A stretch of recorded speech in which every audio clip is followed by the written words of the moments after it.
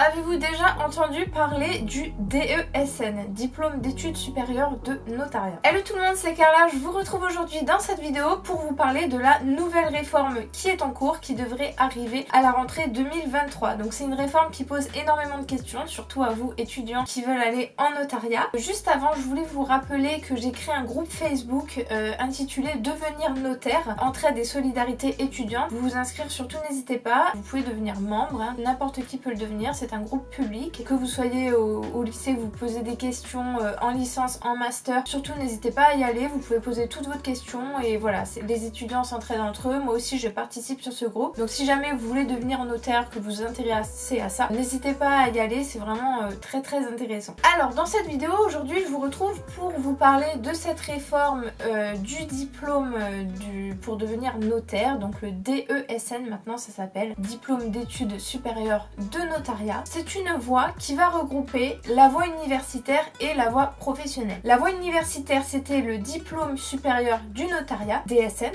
formation de laquelle je suis issue, et ensuite le CFPN, Centre de formation professionnelle de notariat, qui était la voie professionnelle. Donc la voie universitaire, je vous resitue un petit peu les voies pour que vous puissiez un petit peu comprendre en quoi va consister cette nouvelle réforme pour la réunion des deux voies. Pour ça il faut comprendre forcément initialement les voies. Donc la voie universitaire DSN, cette voie-là, on pouvait la faire quand on avait fait un master droit notarial. On rentrait directement au DSN. Et cette formation-là se faisait sur 2 ans. On va dire que c'était une voie un petit peu privilégiée entre guillemets parce que c'était la voie la plus sélective. Forcément les personnes qui avaient réussi à rentrer dans le master droit notarial, qui est le master le plus sélectif, pouvaient accéder à ce DSN, diplôme supérieur du notariat, voie universitaire, qui était financée par un organisme. Contrairement à la voie professionnelle, les CFPN, c'était pour les étudiants qui n'avaient pas réussi à avoir un master droit notarial ou tout simplement qui avaient changé d'avis en fait, qui avaient fait un master droit autre et qui voulaient ensuite rentrer dans le notariat. Et bien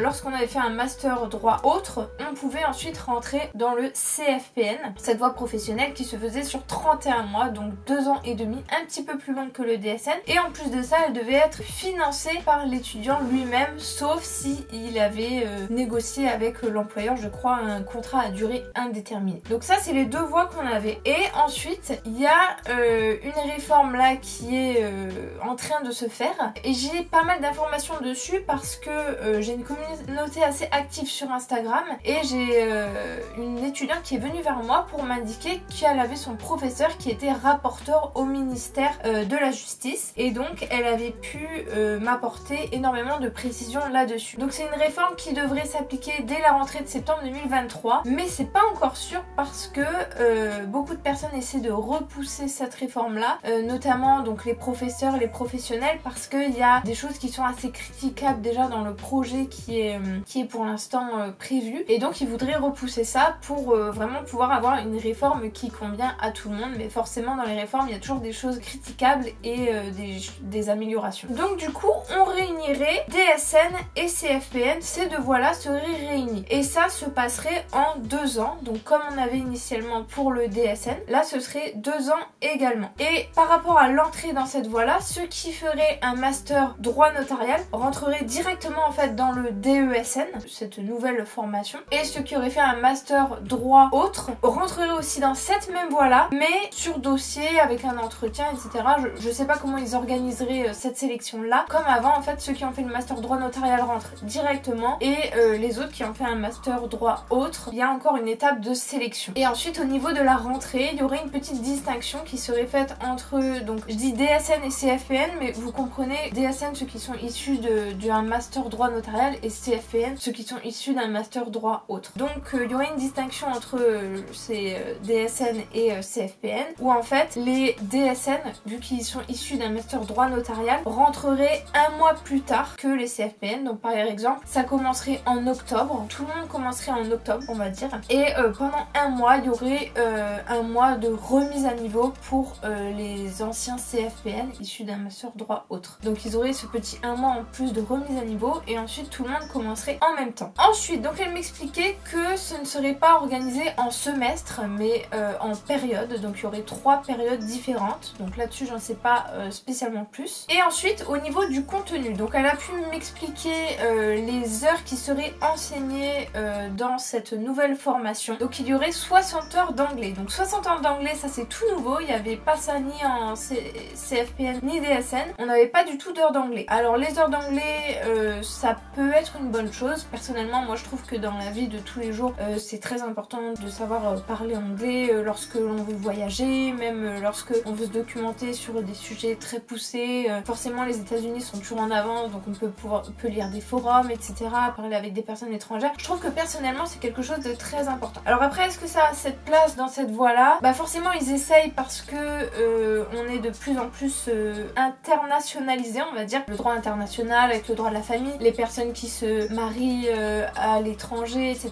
Il y a de plus en plus de droit international, on va dire. Après c'est vrai que moi en 3 ans dans le notariat, j'ai jamais fait encore de droit international. C'est quand même un truc qui reste un peu reculé. Ensuite il y aurait 160 heures sur l'acte authentique. Donc ça elle a pas su plus m'expliquer. Et moi c'est vrai que je ne sais pas non plus expliquer. Ce serait 160 heures sur l'acte authentique. Je pense que ça va parler un petit peu de déontologie, sur un peu le rôle du notaire, authentifier les actes, l'importance en fait de l'authenticité de l'acte. Je pense mais 160 heures ça me paraît énorme. Moi, elle, même son professeur rapportant au ministère de la Justice se demande vraiment ce qui va se dire pendant ces 160 heures d'actes authentiques. Donc à voir. Et il y aurait 300 heures de droit, donc de droit pur comme on avait, hein, droit de la famille, droit d'immobilier complexe, technique contractuelle, droit des sociétés. 300 heures de droit pur et 200 heures de management. Alors ça, très intéressant. Je suis vraiment très contente qu'ils aient mis ça en place parce que effectivement c'est un point qui manque énormément aux notaires. Les notaires actuellement, et même la voie que moi j'ai fait, on est formé à être vraiment des professionnels du droit, à savoir travailler avec le droit, avec des sources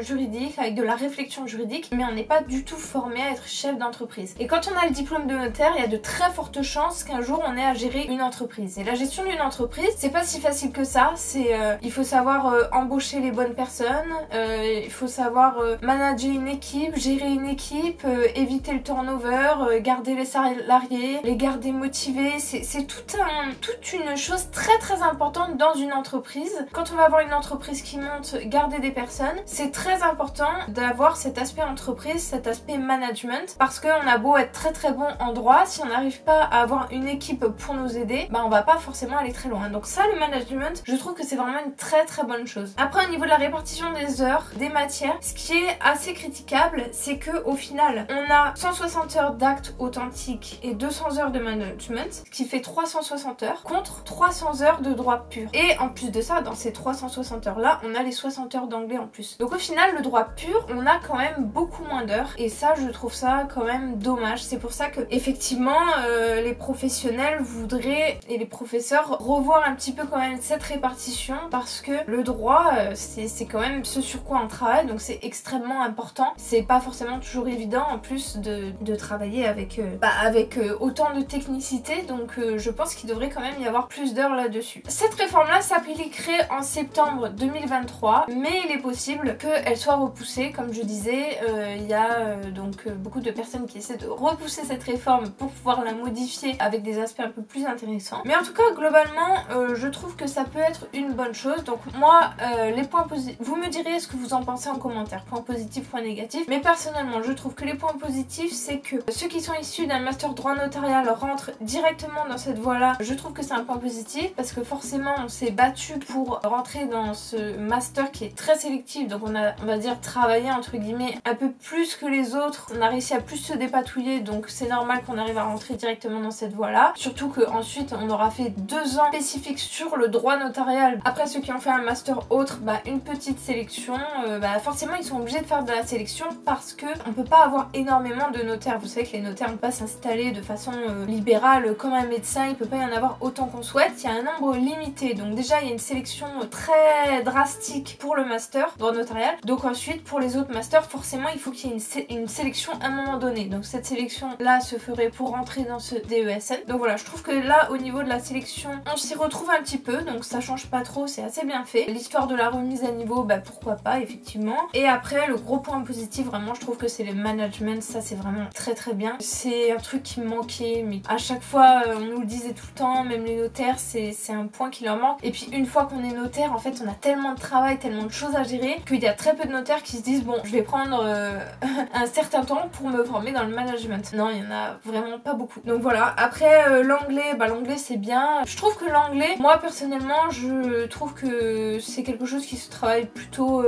soi-même chez soi. Après c'est vrai qu'il y a des personnes qui ne le feront pas, mais pour moi ça a plus sa place en travail personnel. Parce que de toute façon, en fait ça dépend comment est enseigné l'anglais, mais s'il est enseigné comme il est enseigné au collège, au lycée, et qu'on a fait 10 ans d'anglais et qu'on sait toujours pas dire une phrase simple, bah c'est dommage, c'est perdre du temps pour rien. Donc autant que les personnes motivées travaillent elles-mêmes leur anglais chez elles. Après voilà, c'est mon avis personnel. Et ensuite au niveau du droit pur, bah voilà, ce droit qui est enseigné, mais il y a peut-être pas assez d'heures par rapport au reste. Et voilà, petit point négatif du coup ce serait que oui, il y a beaucoup plus d'heures hors droit pur que droit pur. Voilà, donc n'hésitez pas à me dire ce que vous en pensez. J'espère que ça vous aura aidé et répondu à vos questions, surtout parce que c'est vrai que bah on n'a pas du tout d'informations là-dessus. Moi j'essaie de regarder sur internet, taper nouvelle réforme, notariat, diplôme d'études supérieures de notariat, et il n'y a pas beaucoup d'infos là-dessus, à part que les personnes disent en fait quand on lit internet on voit que limite à coup sûr ça s'appliquerait à la rentrée 2023. Sauf qu'en fait on n'est pas vraiment encore sûr. Voilà, c'est ce que je voulais vous dire là-dessus. Donc n'hésitez pas à devenir membre là du groupe Facebook. Ça peut répondre à énormément de questions que vous avez. Vous pouvez aussi poser vos questions. Vous pouvez aussi trouver d'autres étudiants qui sont dans le même cas que vous, devenir copain-copine. Enfin voilà, n'hésitez pas. Et je vous fais des gros bisous et je vous dis à la prochaine.